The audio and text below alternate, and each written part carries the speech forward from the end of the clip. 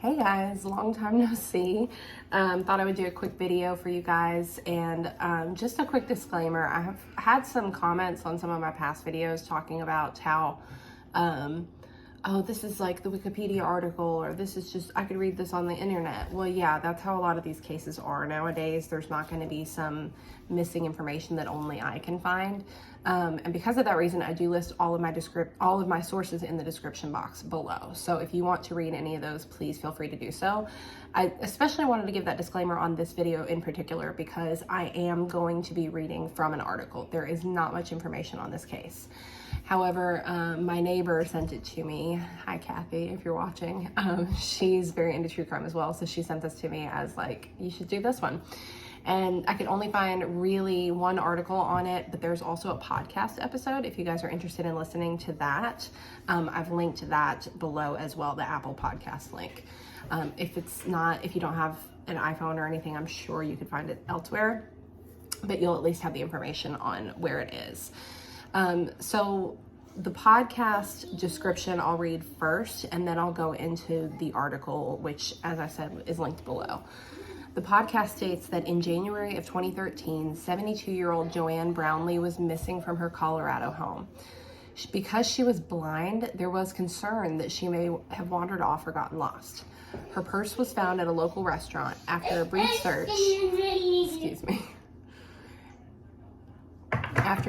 search,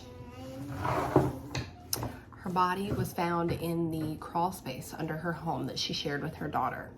Due to the state of her body, her cause of death couldn't be accurately determined, although she had suffered injuries consistent with homicide.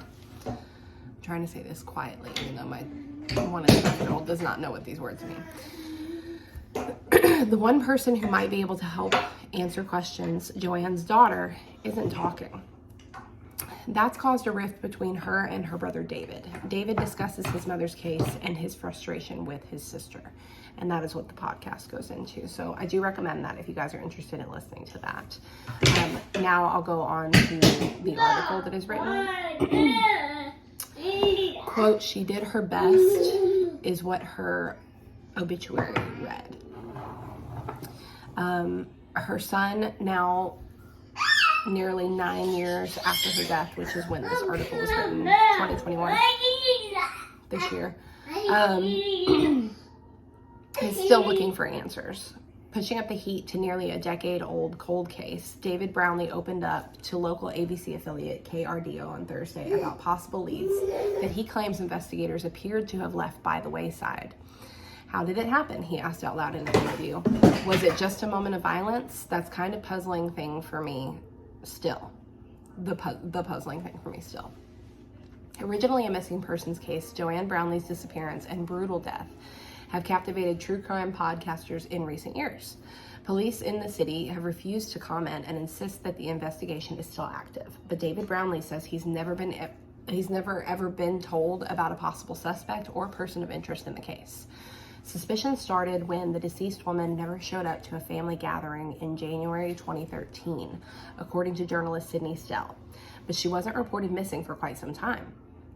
Quote, "My sister said that my mom was at a blind person's convention up in Denver, and so I didn't have any reason to doubt her," David explained, noting that his sister and mother lived together way back then. There was, however, no such convention. David Brownlee later said that he later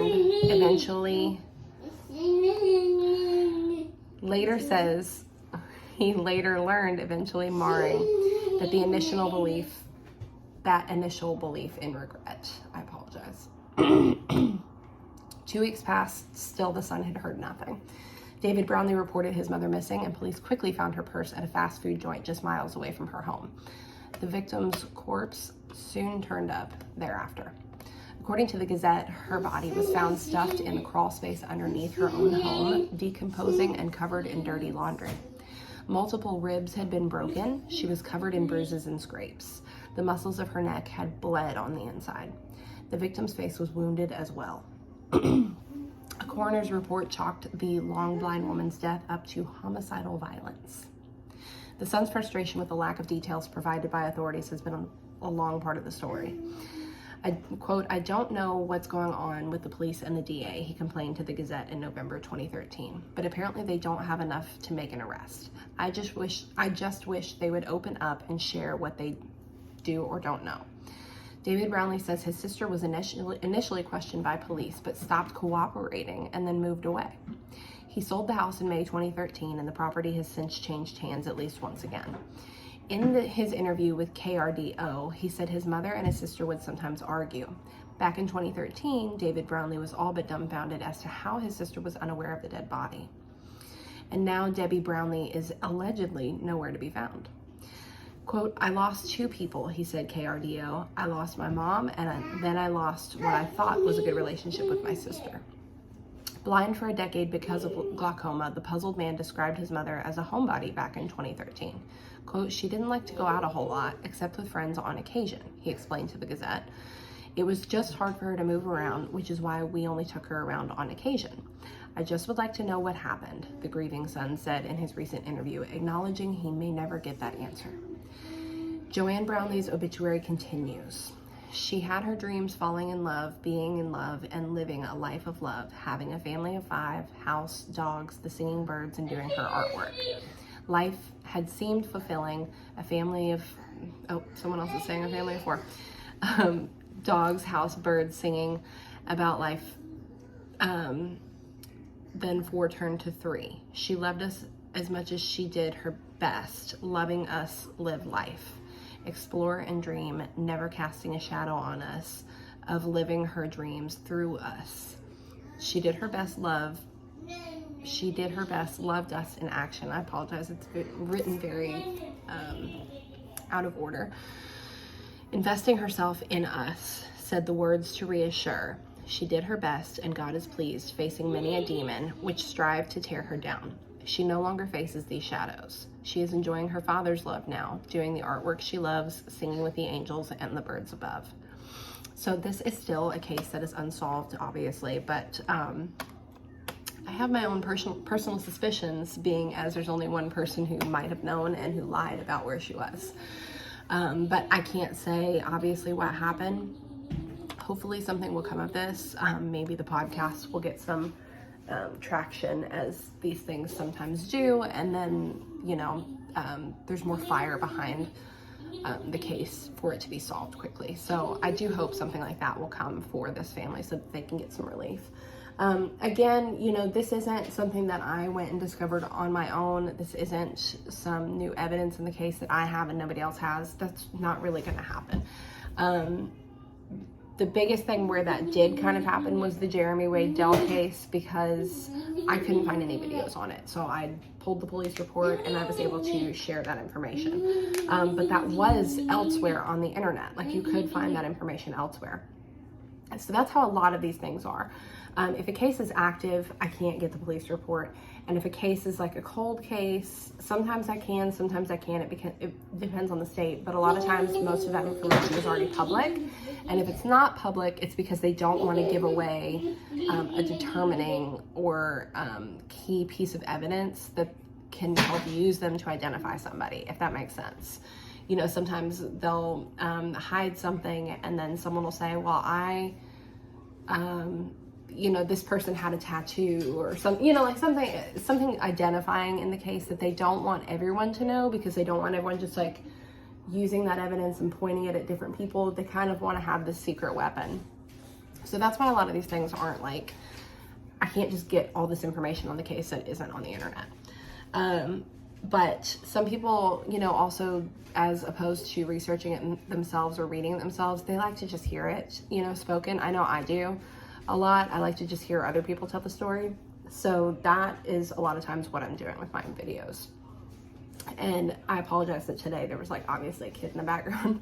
I don't normally film when he's awake because I don't like talking about this stuff around him. I don't talk about this stuff around him, but these words in this video, he wasn't gonna understand any of those words. He doesn't understand the big words, so I know that he's not getting what I'm talking about. But any other time where I'm talking in any kind of detail, he's not in the room. He's usually napping or somewhere else. So don't worry about that. Also, I did want to say that I don't know that I'm going to be filming anymore for the rest of the year.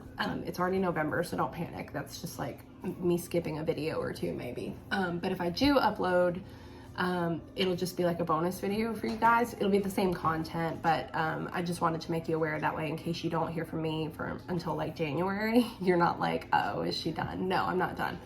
I did get kind of like a promotion type different job at my work that I'm really excited about, and I'm going to be starting soon, so I want to focus a lot of energy on that, obviously.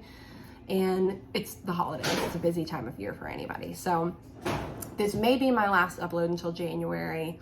If I change my mind, suddenly have time, or suddenly want to cover something, obviously I'll just upload it and you guys will see me then. But other than that, I'll just see you guys then. I hope you enjoyed this video. If you did, please hit the thumbs up button below. If you would like to see, if you have any suggestions for videos, true crime or otherwise, please leave those in the comments below. If you'd like to see more, please hit the subscribe button. I upload new videos typically once a month, but like I said, it'll probably be January until my next one. And other than that, I will see you guys then.